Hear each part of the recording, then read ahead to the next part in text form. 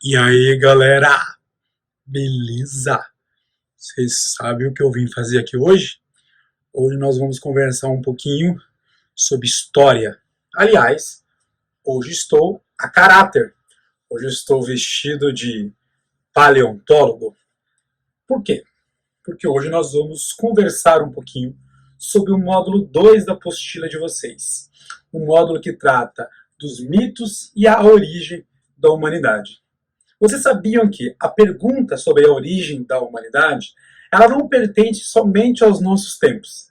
Desde os primórdios, desde as primeiras espécies humanas, desde os grupos que eram chamados antes pelos antropólogos de primitivos, desde os mais primitivos grupos humanos, a pergunta para onde vamos, de onde viemos, sempre permeou o cotidiano das pessoas. Então, meu querido e minha querida, não é só você que tem dúvidas sobre de onde nós viemos e para onde nós iremos. Por isso, o seu professor aqui hoje vai fazer uma grande conversa com vocês. Quando eu falo grande, não significa que vai ser muito tempo. Eu não quero tomar muito tempo hoje aí na tua casa, mas eu quero te trazer informações que serão muito precisas, não apenas para o seu aprendizado em sala de aula, mas também para o seu ensino, para o seu cotidiano, para a sua família, para o seu patamar cultural.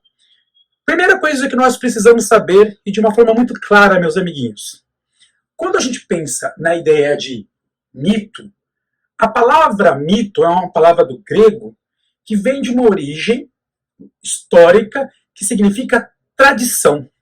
Então, a tradição, a palavra mito, ela está totalmente conectada a uma ideia de tradição. Tudo bem que hoje os significados de mito, se nós procurarmos num dicionário como Aurélio, nós vamos encontrar um monte de definições sobre a palavra mito.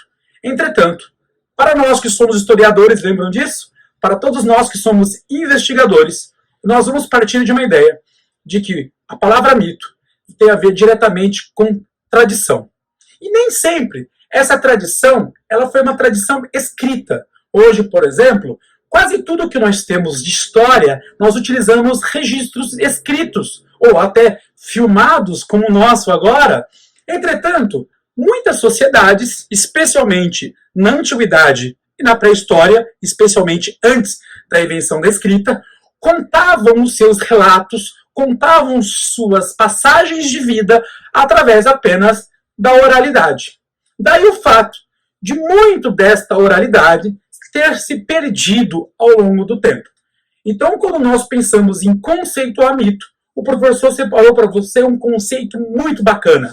O conceito é: o mito é uma forma de narrar as origens da humanidade e de explicar o funcionamento do mundo, o que existe em todas as culturas. A narrativa mítica é muito diferente da narrativa histórica. E aqui quem conhece essa diferença, de certa maneira, você, meu querido aluno, precisa conhecer essa diferença. Uma coisa é a narrativa do mito, que é uma narrativa proveniente da tradição oral, da oralidade, da cultura dos povos. Outra coisa é a narrativa histórica, presa necessariamente à chamada metodologia científica. Nós falamos isso algumas vezes em sala de aula. O historiador não é aquele que opina, o historiador é aquele que investiga, pesquisa e traz informações. Outro ponto importante, quando nós definimos o conceito de mito, é que o mito ele tem, de certa forma, uma estrutura histórica importantíssima para a própria formação do conhecimento científico.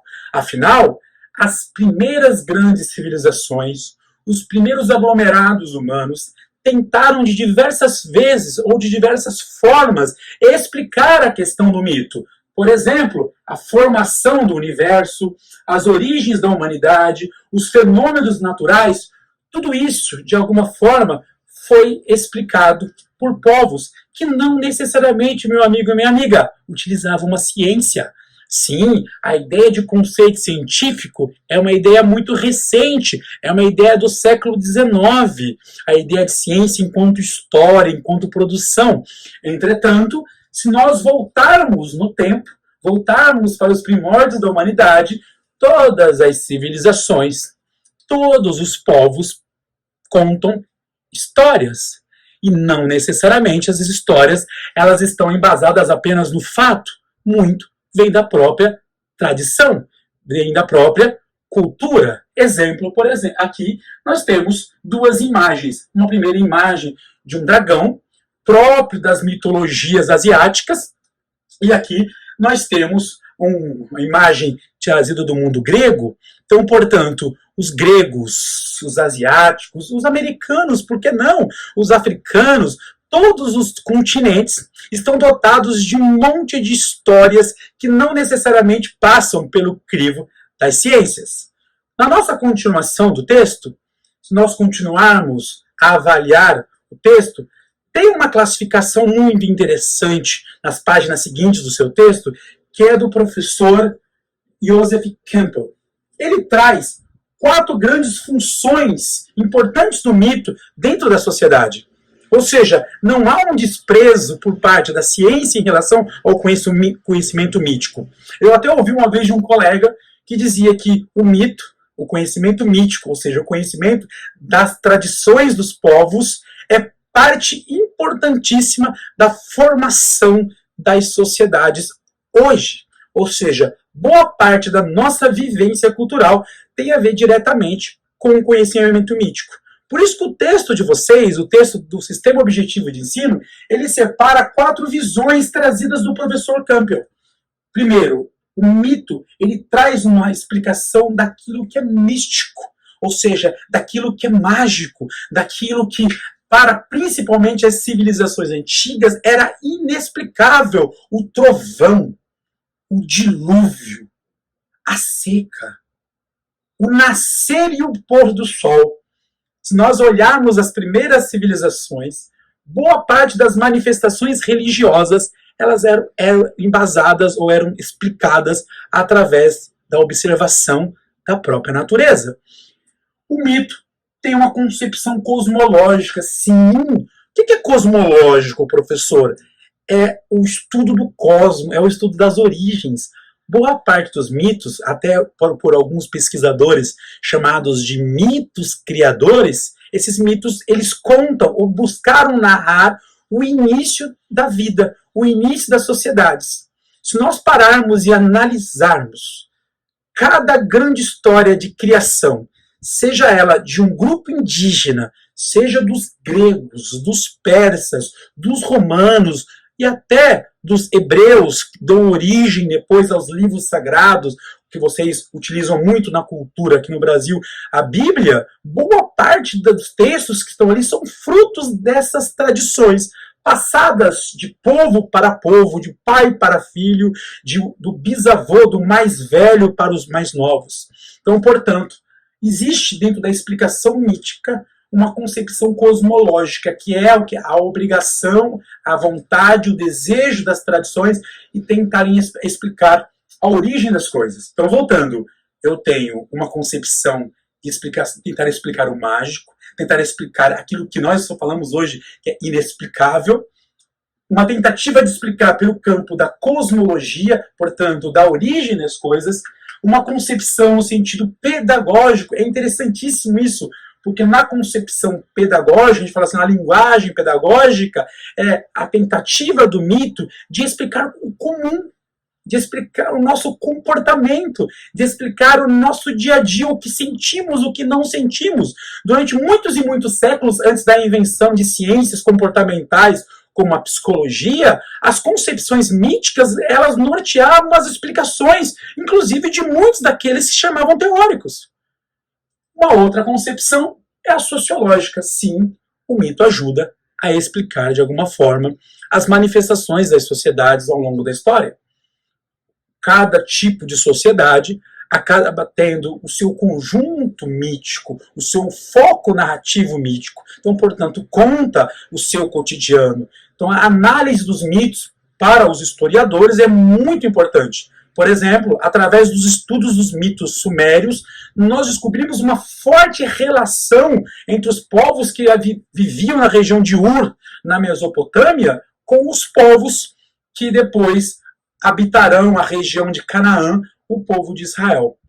essa conexão se dava por histórias muito semelhantes, análogas. Por exemplo, uma tirada da chamada Epopeia de Gilgamesh, um livro que conta, aliás, um conjunto de trechos que conta a história de Gilgamesh, que coloca um monte de animais dentro de uma arca.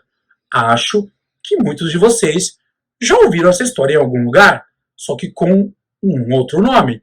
Não era Gilgamesh, era Noé.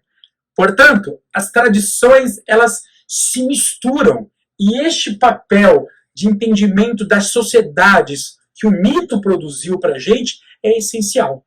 Então, repetindo as informações, o mito, o fruto da tradição oral, a mitologia, o conjunto das tradições dos povos ao longo da história, tem 4 concepções: a concepção mística, a cosmológica, a pedagógica e a sociológica.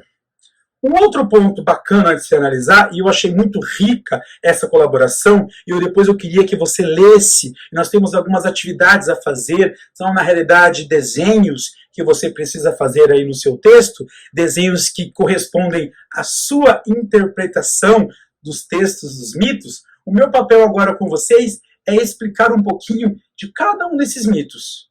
Não é detalhar esses mitos, mas é verificar o que essas histórias têm em comum. E o autor do texto foi muito feliz ao separar 5 mitos diferentes no primeiro momento. Ele vai separar o mito grego, o mito sumério, o mito maia, o mito já, que é um mito nigeriano, o mito hindu, e depois ele dá uma parada no texto, e no final ele traz aqui para a América do Sul, especificamente na região aqui do Mato Grosso, ele traz uma concepção do mito chamado Enauene Naue, ou seja, um mito indígena. Por que o autor faz essa separação? Por que o autor traz essa concepção? Para mostrar para você que está lendo o seu texto, para você que está assistindo esse vídeo, que muitas histórias comuns, ou seja, nativas de nascimento da humanidade, de nascimento de uma civilização, nascimento de um povo, de uma determinada cultura, mesmo em diferentes lugares do mundo, possuem pontos em comum, ou seja, são narrativas paralelas, que povos que provavelmente nunca se cruzaram ao longo da história, mas que têm focos narrativos provenientes da explicação mítica muito parecidos. Vamos pegar o primeiro mito, que é muito famoso, inclusive, para vocês, que são os mitos gregos. Provavelmente vocês assistiram diversos filmes que tratam da mitologia grega. Por exemplo, vocês devem ter assistido, quem já assistiu, né, algum filme oriundo da mitologia, inclusive de uma obra fenomenal, que é a Ilíada. Você deve ter assistido provavelmente Troia, vocês provavelmente assistiram o Ben-Hur, ou mais recentemente 300, ou até livro, ou até mitos da questão do Egito, quando quer assistir Deuses do Egito. Esses filmes, de certa maneira, ajudam, né, a divulgar a concepção famosa dos mitos. Só que os mitos gregos, ou a chamada mitologia grega, ela acaba sendo uma das mais famosas mitologias. A mitologia separada, o texto separado para vocês, é um texto chamado O Trabalho e os Dias. É de um grego, um aedo. Né, os aedos na Grécia eram músicos, né, que tocavam cítara e usavam da poesia. Ele era um aedo, então, portanto, ele não era necessariamente um historiador. Né, se atribui, às vezes, ao Hesíodo uma questão de ser historiador, até porque ele fala muito sobre cosmogonia, sobre cosmologia, mas ele não é um cientista, ele é um contador de histórias. E ele conta histórias sobre um viés mítico. E entre das histórias, das diversas histórias que o Hesíodo conta, ele traz a concepção do trabalho e os dias. Nesta obra, o trecho que tem na apostila de vocês, ele faz ali uma pequena citação sobre a questão do nascimento da humanidade. E é muito interessante no sentido, na gradação, como o Hesíodo coloca a questão da humanidade. Sim, você poderia falar, não, Nós, seres humanos, fomos seres que eram microbactérias e depois nós evoluímos para as espécies primitivas e das espécies primitivas nós chegamos hoje no Homo sapiens sapiens. Ah, detalhe, depois no próximo módulo nós vamos discutir um pouquinho sobre a origem da humanidade, mas os gregos preocuparam-se em contar sobre a concepção antes dos deuses, inclusive antes dos deuses olímpicos, ainda no período dos titãs, do Cronos, Reia, começa a contar uma ideia de como os humanos nasceram. E, segundo ele, o Hesíodo, existem a primeira leva de humanidade era a chamada leva do ouro, feito proveniente do metal do ouro. Portanto, até para mostrar o certo valor, eram perfeitos, viviam em harmonia, viviam muito tempo, eram imortais. O segundo grupo criado por Zeus era um grupo da prata. Esse grupo da prata vivia também muito tempo, tinha uma larga adolescência, um largo tempo de vida, entretanto já não eram mais aquela geração perfeita, sem nenhum tipo de problema. Tem uma terceira, que é a geração do bronze. Essa geração do bronze já é uma geração interessante, até por questão de gradação de valor do metal, do ouro, a prata e o bronze. Já é uma geração mais próxima da nossa, porém ainda com poderes. É o caso, por exemplo, dos heróis aqui, dos deuses, dos semideuses. E o último, segundo ele, agora a nossa geração, a geração dos mortais, é a geração feita do ferro. Então é interessante como o Hesíodo conta a origem da humanidade, saindo, no caso, tirando as nossas primeiras origens de substâncias químicas. Não necessariamente porque ele era um químico, mas ele cita aqui, né, o ouro, a prata, o bronze e o ferro, que são substâncias que estão presentes na natureza, estão presentes no solo. A segunda explicação mítica, trazida pelo texto de vocês, também é muito interessante, que é um mito sumério. Ah, mas Leandro, o que são os sumérios? Nós vamos discutir isso lá na frente ainda, quando nós falamos das civilizações antigas? Sim. Entretanto, o que a gente precisa saber agora dos sumérios? Sumérios foram um dos primeiros povos a habitar uma região de rios, o rio Tigre e o rio Eufrates, onde hoje seria aproximadamente o Iraque, e ali eles compuseram uma grande civilização chamada Mesopotâmia. Sabia que os sumérios, inclusive, foram os povos que começaram a desenvolver a primeira forma de escrita. Uma escrita que tem um nome por causa da estatueta, da forma como ela era escrita na argila, com uma cunha, é chamada de escrita cuneiforme. Um ponto importante deste mito trazido, o mito sumério traz uma narrativa de uma divindade, Enlil. Aliás, Enlil, uma das principais divindades do povo sumério, ele forma a humanidade a partir do barro. Percebeu que nós temos, de novo, um assunto em comum? Substâncias da natureza, lá no mito grego, o ouro, a prata, o bronze e o ferro. E agora nós temos o barro, ou seja, o solo. O homem é feito da terra. Aliás, se nós fizermos aqui, o autor não faz essa comparação, nós poderíamos dizer também que, inclusive, na tradição judaico-cristã, lá no livro do Gênesis, conta que a humanidade, o primeiro homem, foi feito do barro. Lembra? Deus sopra sobre suas narinas, na tradição judaico-cristã, e lhe dá o sopro da vida. Então, aqui, na tradição mesopotâmica, portanto, na tradição suméria, a gente entende que havia uma aproximação, inclusive geográfica, entre o povo de Israel e o povo da Mesopotâmia. Há também uma perspectiva de contar que a humanidade ela nasce através do barro. E é interessante pegar que isso é feito através de uma das narrativas mais lindas, que é a canção da enxada, onde, através de Enlil, ele vai passando pela terra e tirando dessa terra com uma enxada de ouro, uma enxada nobre, ele vai formando a existência da humanidade. Um terceiro mito, também muito legal, trazido pelo autor no texto de vocês, é o mito maia. Aí a gente começa a pensar um pouco na aula da professora Viviane, na aula de geografia. O primeiro mito foi um mito grego. Os gregos existiram presentes na chamada Península do Peloponeso, na Península Ática e na chamada região da Ásia Menor. Depois, nós falamos do mito sumério. Os sumérios estavam onde hoje eu disse para vocês já está o Iraque, portanto, na região próxima à Península Arábica, ali no Iraque. E o terceiro povo já não está mais na Península Arábica ou na Europa. Os maias existiram na parte do chamado Planalto Central do México, portanto, na parte da América Central. Perceberam? A distância geográfica, nós estamos atravessando basicamente o Oceano Atlântico e ancorando aqui as margens do Panamá para subirmos um pouco para a região do Planalto Central do México. Aliás, se um dia você for a Cancún, for visitar esse paraíso, né, depois de toda essa crise, você poderia conhecer ali um pouco das chamadas ruínas maias. E é legal vocês pensarem um pouco isso, porque os maias, assim como os demais povos que aqui viviam, os maias eram considerados certamente um pouco avançados. E no mito maia, o universo teria surgido do diálogo entre deuses.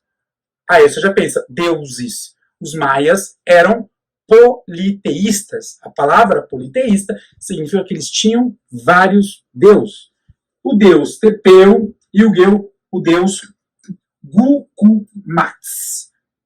Nesse livro, que é um livro sagrado chamado Livro de Popol Vuh, esse livro você inclusive encontra alguns trechos dele na internet. Na apostila de vocês tem um pequeno trechinho do livro de Popol Vuh, seria o livro sagrado dos maias, onde os maias registraram. E detalhe, foi muito importante esse livro, nós demoramos um tempo até para traduzir, porque nós temos pouquíssimos registros da escrita e da língua maia. No filme Apocalipto, o diretor Mel Gibson tentou, através dos estudos da língua Aymara, do próprio espanhol e das línguas indígenas locais da América Central, fazer um estudo etimológico, um estudo etnográfico dos grupos que ali viviam, para tentar definir um pouco da língua maia. Quem um dia assistir esse filme Apocalipto vai ver que nesse filme tem o uso não do inglês, não do espanhol, do francês, das línguas padrões, mas você tem o uso da língua maia, ou pelo menos algo próximo à língua maia. Os maias foram um dos maiores povos da chamada América pré-colombiana, ou seja, os povos que viviam aqui na América antes da chegada de Cristóvão Colombo no ano de 1492. Importante lembrar que, assim como no mito grego e sumério, há uma ligação muito forte com os elementos da natureza. No caso, de novo, o barro. De novo, vamos lembrar elementos da natureza: ouro, prata, bronze, ferro, tijolo à base de barro, e agora novamente o barro. Também adiantei para vocês que na tradição judaico-cristã também o homem sai do barro. Vocês perceberam que existem uma série de mitos que contam as narrativas sobre a origem, ou pelo menos tentam explicar a origem da humanidade, e eles têm alguns pontos em comum, que é a utilização de alguns fenômenos da natureza, ou objetos, ou coisas, ou substâncias presentes na natureza, e isso independente se é no Oriente Médio, se é na Europa, ou se é na América Central. Tá bom? Este mito é interessante, que agora a gente vai voltar ali pelo nosso Oceano Atlântico. Vamos parar na África, especialmente na região da Nigéria. E lá na Nigéria, nós vamos conhecer um povo de uma cultura chamada Jah. O povo de Jah, esse mito nigeriano dos povos, conta a história de uma deusa que ordenou que cada um escolhesse seu gênero e eles fizessem depois, eles começassem a escolher quem seria homem, quem seria mulher, quem poderia ter filhos ou não. Aqui tem uma questão interessante, porque ela parte do pressuposto que durante o período da criação, alguns povos começaram a escolher, eles começaram a determinar. Então tem uma questão aqui de cultura. Lembra que eu disse para vocês que os mitos também tinham por detrás uma explicação sociológica? Então aqui, nesse mito já, dá para a gente perceber bem a concepção sociológica, ou seja, o mito tentando explicar os costumes.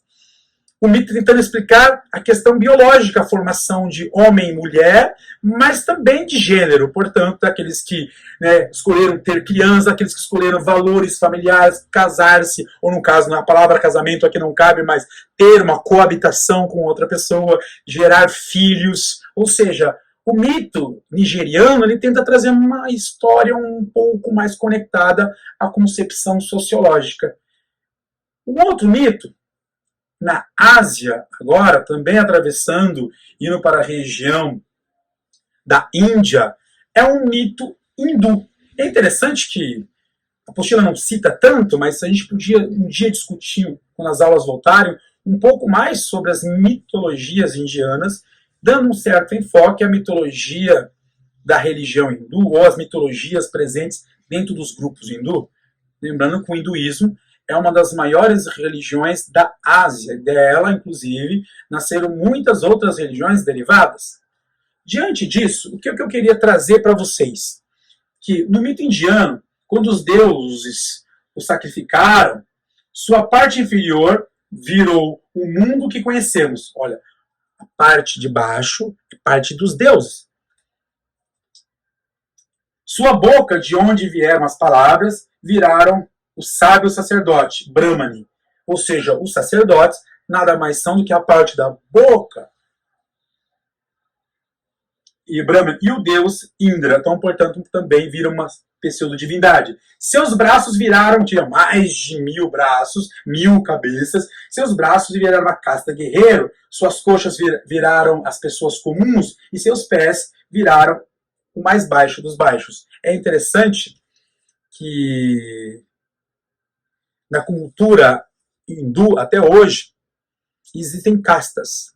Se você viajar à Índia, isso ainda é muito presente no cotidiano deles. Não é uma questão de classe social, portanto, determinada pelo valor econômico e aquisitivo de cada pessoa ou de cada núcleo familiar. Não.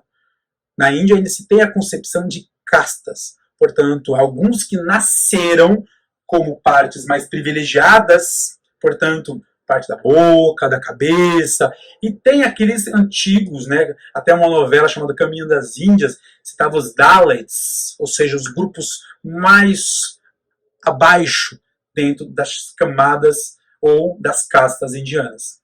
Um outro mito que também o autor do texto da apostila traz para vocês é um mito aqui na região, mas aí muito mais próximo a gente, um mito brasileiro, presente aqui nas culturas, especialmente até a entrada ali da bacia do rio Amazonas, que é o mito do Enauene, Nauê, né? Para a gente, inclusive, quando a gente fala sobre isso, a gente fala sobre um povo. Os historiadores não têm o hábito de narrar muito as explicações de onde eles surgiram, de como eles surgiram, pelo ponto deles.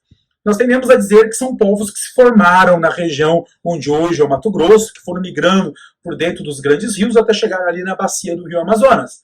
Mas, pegando aqui o que o autor traz, né, os Enauê históricos, isto é, tornados idênticos atuais, depois da reunião de povos e das flautas dos clãs, em uma aldeia singular, aprendem assim o seu universo cultural como uma combinação do gosto de tradições distintas, originárias do tempo Enauê míticos, os que saíram da pedra.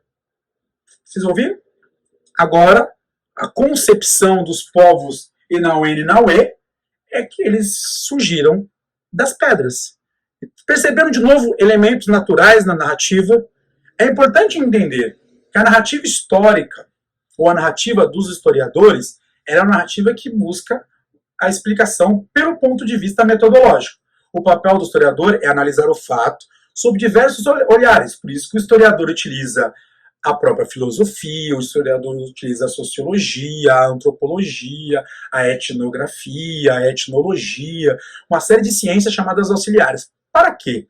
Para que o historiador se aproxime do fato através de um método, portanto, comparando, verificando as fontes, trazendo diferentes observações sobre determinado foco, objeto ou algo a ser estudado.